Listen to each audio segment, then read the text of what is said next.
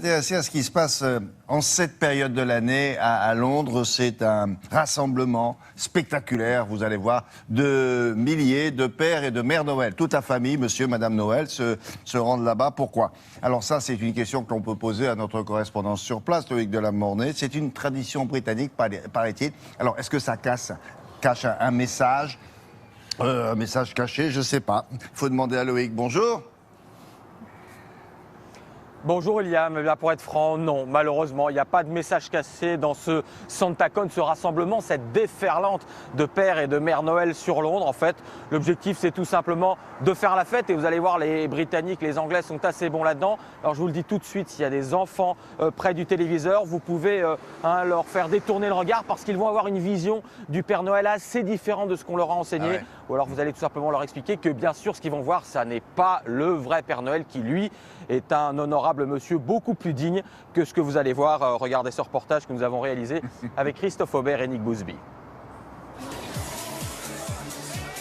À Londres, le Père Noël n'arrive pas par la cheminée. Il prend le métro, comme tout le monde. Et il n'avance pas tout doucement pour ne pas réveiller les enfants et être aperçu, mais vocifère joyeusement et sans aucun savoir-vivre. C'est le SantaCon, le rassemblement annuel des Pères Noël au Royaume-Uni. On va se balader dans tout Londres, traverser l'ensemble des lieux touristiques, être joyeux et distribuer des cadeaux aux enfants. Ça, c'était la version polie. Voici maintenant la version honnête et sincère. Les Pères Noël se réunissent pour partager la magie de l'instant. Nous allons faire des câlins aux gens, nous leur ferons des cadeaux. Nous avons de l'alcool. On va se promener et se bourrer la gueule. Le SantaCon est ouvert à tous, à condition d'être habillé en Père ou Mère Noël, en elfe ou en lutin. Les vauriens en rouge se livrent à toutes sortes d'excentricités dans la capitale. Celui-ci tente vainement d'escalader la fontaine de Trafalgar Square.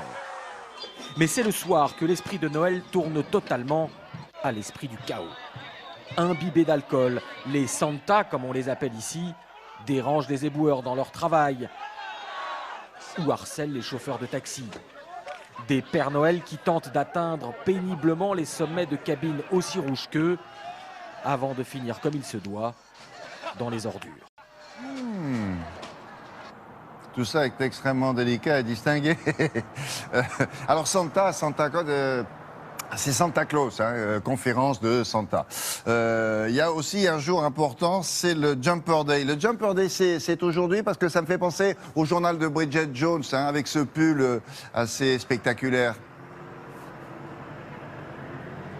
Absolument William, alors le Jumper Day c'est aujourd'hui, vendredi 18. Alors le principe, c'est ça, attention les yeux, regardez ce pull magnifique. Le Jumper Day c'est ça, c'est porter les pulls les plus hideux ou les plus ringards au choix. Ah non. Et surtout, l'ordre c'est de les porter au bureau. Alors regardez, venez tous me rejoindre, le bureau de France 2 ce matin, voilà, je leur ai donné l'ordre de venir tous en Jumper Day. Alors vous avez Élise avec son pingouin, vous avez Wassim avec son bonhomme de neige, vous avez Rim avec un magnifique renne et puis Roberto, que vous connaissez William depuis des années. Ben oui, Roberto étant elfe, étant petit lutin. Alors voilà, c'est ça le principe, mais les gens viennent vraiment au travail comme ça. Puis alors regardez, moi j'ai une petite surprise, c'est le pire de tous peut-être, il s'allume, il fait une petite musique, peut-être que vous l'entendez. Voilà, en tout cas l'an prochain on vous en enverra. Écoutez, franchement, ils sont pas... Ce sera à vous de le porter en plateau. Avec plaisir. Mais ils sont pas si moches que ça.